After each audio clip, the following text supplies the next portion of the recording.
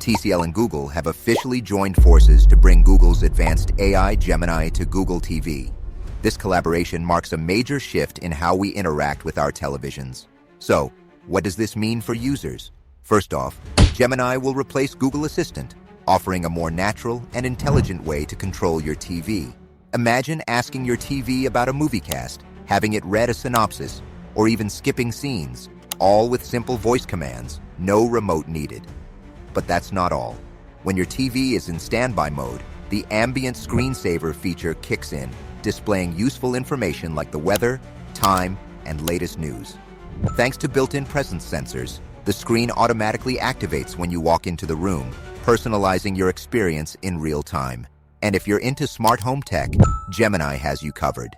It seamlessly connects with Google Home, letting you control lights, thermostats, and other smart devices using natural language. Want to turn off the lights or adjust the temperature? Just ask, and Gemini will handle it. For security reasons, accessing personal content or security cameras will still require authentication via your smartphone. This ensures your privacy is always protected. Subscribe for more videos about AI.